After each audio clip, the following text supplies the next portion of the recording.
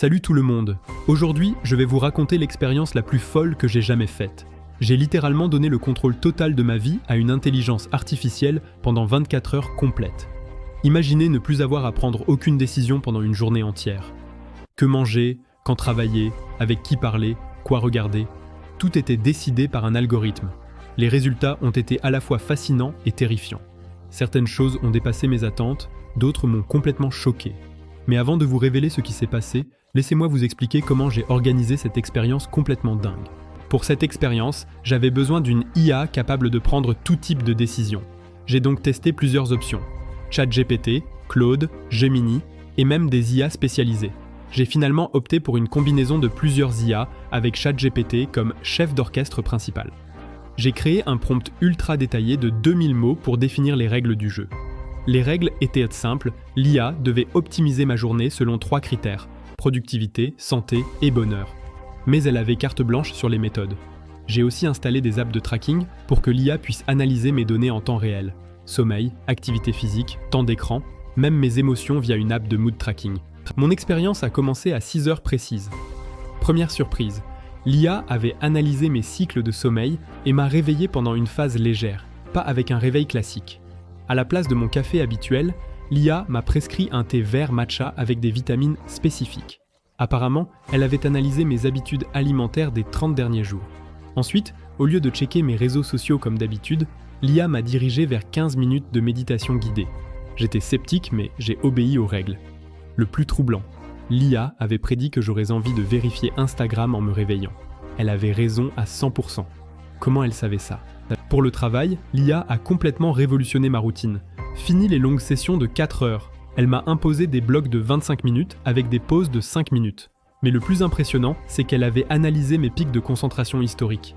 Mes tâches les plus complexes étaient programmées entre 9h et 11h30, mon moment optimal. L'IA a même choisi ma playlist de travail en analysant quel type de musique augmentait de ma productivité selon mes données passées. Du lo-fi hip-hop, comme prévu. Résultat, j'ai abattu en 4 heures ce qui me prend habituellement 6 à 7 heures. Mon niveau de concentration était incroyable, mais j'avais l'impression d'être un robot. À 12h30 précise, l'IA m'a interrompu pour le déjeuner. Et là, les choses ont pris une tournure étrange. Elle avait commandé un repas ultra spécifique basé sur mes carences nutritionnelles. Sardines, brocolis, quinoa et du foie de veau. Je n'avais pas mangé de foie depuis mes 8 ans. Mais l'IA avait détecté une carence en fer dans mes analyses récentes. Le plus perturbant, elle m'a fait manger en silence, sans phone, sans YouTube, sans rien. Juste moi et ma nourriture. Une expérience quasi méditative mais super inconfortable. L'IA m'a expliqué que regarder des écrans pendant les repas réduit l'assimilation des nutriments de 23%. D'où venait cette stat ultra précise ? Mystère total. L'après-midi, l'IA a pris le contrôle de ma vie sociale. Elle a analysé mes conversations WhatsApp et m'a suggéré de contacter 3 personnes spécifiques que j'avais négligées. Elle avait même rédigé les messages d'ouverture, des textes ultra personnalisés basés sur nos dernières interactions et les centres d'intérêt de chaque personne. C'était bluffant mais flippant.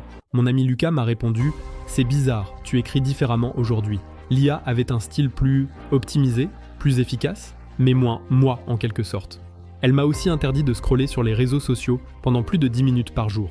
À chaque fois que j'ouvrais Instagram, une notification me rappelait les règles. À 17h, l'IA m'a envoyé faire du sport. Mais pas n'importe quel sport. Elle avait concocté un programme ultra personnalisé basé sur mes données de santé et mes objectifs. 7 minutes de cardio, 15 minutes de renforcement musculaire ciblé sur mes points faibles et 5 minutes d'étirement spécifique. Tout était millimétré, chronométré à la seconde près. L'IA m'a même corrigé ma posture via une app de reconnaissance de mouvement. Plier davantage les genoux, redresser le dos. J'avais un coach virtuel ultra strict. Résultat, le workout le plus efficace de ma vie en seulement 27 minutes. Mon rythme cardiaque était parfaitement dans la zone cible, mais zéro plaisir, que de l'efficacité pure. Pour la soirée, l'IA avait prévu quelque chose que je n'aurais jamais imaginé. Au lieu de Netflix, elle m'a fait regarder un documentaire sur l'architecture japonaise, très spécifique. Apparemment, elle avait détecté dans mes recherches récentes un intérêt naissant pour le design. Le doc était fascinant, mais j'avais juste envie d'une série débile après ma journée. Ensuite, elle m'a fait écouter de la musique classique pendant 30 minutes pour optimiser la récupération neuronale. Du Mozart à 20h, ça changeait de mes playlists habituelles. L'IA avait même planifié mes dernières heures. Pas d'écran après 21h, lecture d'un livre spécifique, et coucher à 22h30 précise pour optimiser mes cycles de sommeil. Après 24 heures sous contrôle IA, les résultats étaient à la fois impressionnants et troublants. Côté positif, j'avais été 40% plus productif que d'habitude. J'avais aussi mieux mangé, mieux dormi et fait plus d'exercice qu'en temps normal. Mes données de santé étaient excellentes, rythme cardiaque optimal, stress réduit. Mais côté négatif, j'avais l'impression d'avoir perdu mon humanité. Chaque action était calculée, optimisée, dénuée de spontanéité. J'étais devenu une machine efficace, le plus troublant.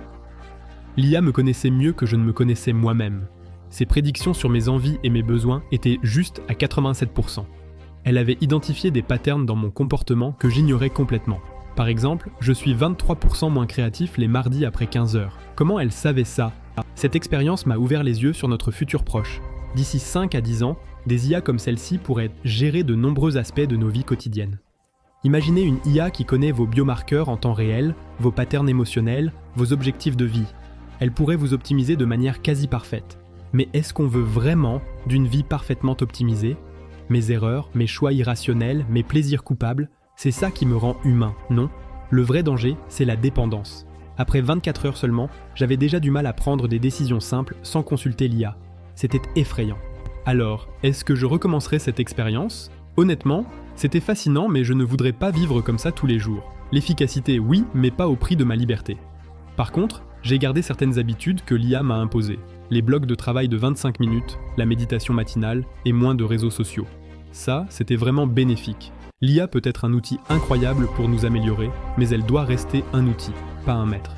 L'important, c'est de garder le contrôle sur nos choix fondamentaux. Et vous, seriez-vous prêt à laisser une IA gérer votre vie pendant 24 heures? Dites-le moi en commentaire. Si cette expérience vous a plu, likez et abonnez-vous pour plus de défis tech fous.